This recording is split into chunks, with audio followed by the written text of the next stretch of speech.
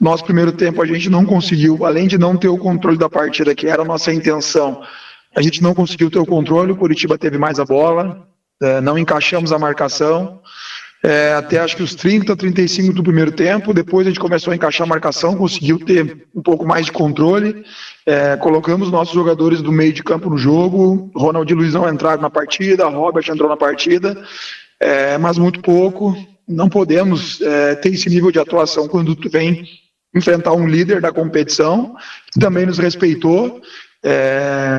No segundo tempo, a gente voltou melhor, e aí a gente teve uma melhora técnica, mas mesmo assim não o suficiente para a gente fazer o primeiro gol.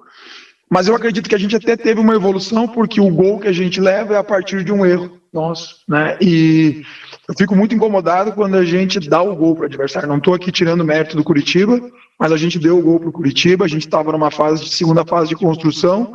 Claro que na cabeça do atleta a gente estava melhor na partida, a gente conseguiu melhorar o controle, e a gente dá praticamente o gol para o Curitiba num erro ali, mas que faz parte, a responsabilidade é minha. Infelizmente não foi um dia feliz. Aí o segundo gol, um pênalti, cara, eu já não vou nem avaliar mais essa questão de VAR, porque a bola bateu no braço, mas a bola não desviou, a trajetória da bola não desvia, cara, é meio assustador, mas não estou aqui para falar disso.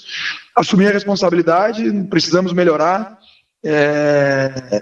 jogo a jogo, saber que a gente não fez um bom jogo hoje, esperava mais da nossa equipe, responsabilidade minha.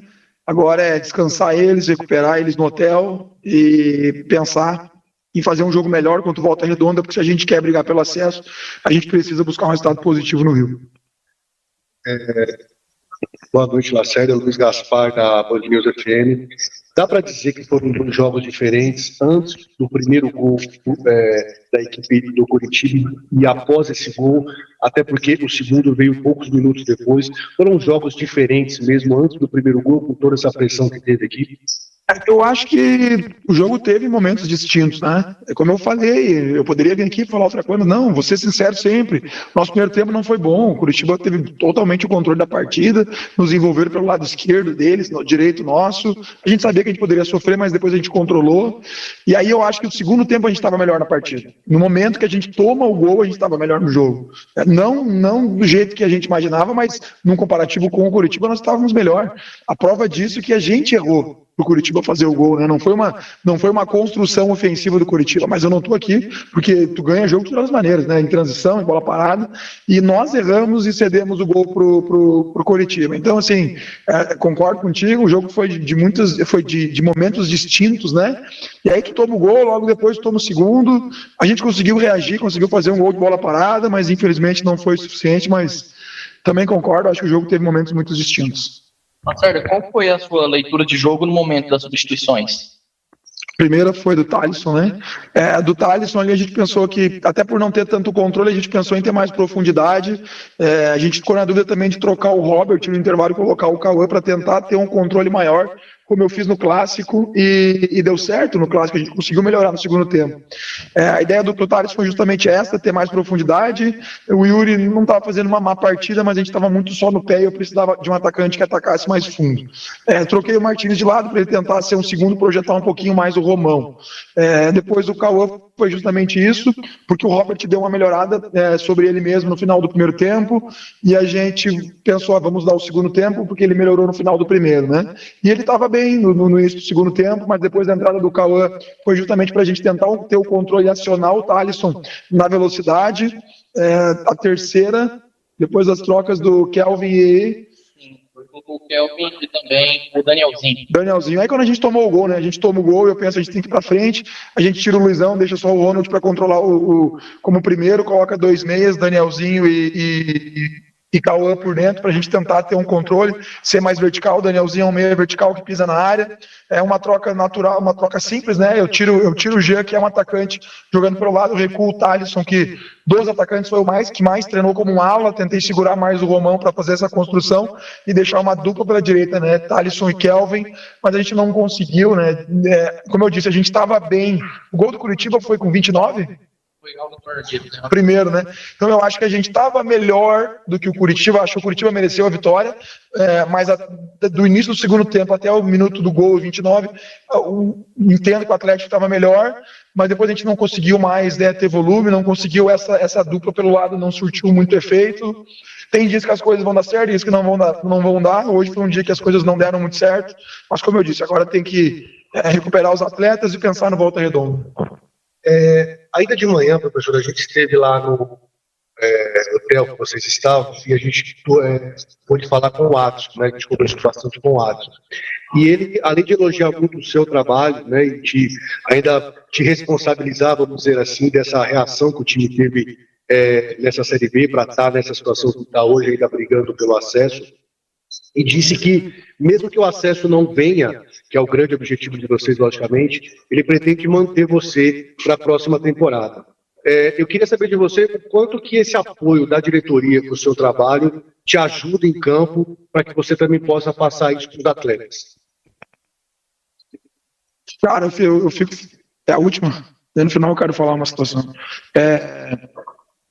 Eu fico feliz, mas o meu foco é exclusivamente esse momento, sabe? Eu não estou pensando no futuro. Eu fico muito feliz de receber elogios do Adson, porque às vezes eu não gosto de falar muito aqui, porque senão vai parecer que eu estou puxando o saco do presidente, mas quando tu trabalha com um diretor do nível do Adson, que é respeitado no mundo do futebol, eu sei de todas as relações que ele tem, por ele ser um dirigente respeitado, e quando tu é elogiado por um dirigente tão respeitado, que já circulou em Série A de brasileiro, sul-americana, e que fez o Atlético se tornar o que é hoje, eu fico muito feliz, né? Mas eu sei que ele falou talvez, comentou, eu escutei uma parte que o pessoal me mostrou. Quando ele diz isso, eu estou pensando só no acesso, mas que bom que ele pensa nisso. Eu penso em permanecer, o meu contrato é até o fim da Série B, mas estou muito tranquilo quanto a isso. Quero muito seguir no Atlético, estou muito feliz aqui, mas eu não estou pensando no ano que vem. Claro que se o presidente tem essa vontade, eu também tenho a vontade de permanecer, mas eu estou pensando único e exclusivamente nesse momento da Série B. O Lacerda vai falar algumas palavras. O professor Rafael Lacerda vai fazer um pronunciamento sobre a situação que aconteceu após o segundo gol da equipe do Coritiba, né, o camisa 10 dele, salvo engano, provocou bastante os jogadores do Atlético, e após o jogo nós tivemos uma confusão ali entre as delegações. Primeiro que sempre pedir desculpa, né, porque isso não é legal no futebol, as confusão, não teve também nada demais ali, não teve briga, não teve agressão, não teve nada. E assim, e não tem problema a provocação. Eu acho que o futebol, a gente tem que parar com mimimi, às vezes não tem que ter provocação, mas tem que ter respeito, né? E aí, entra o VAR de novo, cara. Eu não estou aqui para reclamar, mas eu já passei por situações muito menores e o VAR foi e expulsou o cara. Pô, camisa, como é que é o nome dele? Josué, né? Eu quero ver ele fazer isso na Série A do Brasileiro. Fazer na Série B, né? Vamos ver na Série A se ele vai conseguir jogar. Ele já fez outras vezes aqui. Né? Eu não quero arrumar, porque o problema meu é o Atlético. Agora, eu escutei coisas até dos próprios colegas dele, né? Não sei se vocês viram na confusão ali, né? Não vou citar nomes aqui, mas as imagens... Teve um momento que tinha 5 jogadores do Curitiba falando comigo, pedindo para mim não ir na confusão. E eu não queria arrumar confusão nem nada, porque... Mas assim, pô, o cara... É quando a gente fala dos estrangeiros, né? Pô, parece que o estrangeiro vem aqui e pode fazer o que quer, cara. Pô, falta de respeito, ele já fez confusão em outro jogo, um cara de 35 anos, ele tem que aproveitar o momento dele, que ele tá aqui no final de carreira, no Brasil, um grande clube como o Coritiba tá abrindo as portas para ele. Poderia falar muito mais do que eu ouvi ali, das pessoas do Coritiba, da índole dele e do perfil dele, mas assim, ele é um grande jogador, tá fazendo uma grande competição, só que assim, quando a gente se enfrentar de novo, ele vai ter que aceitar a provocação, né?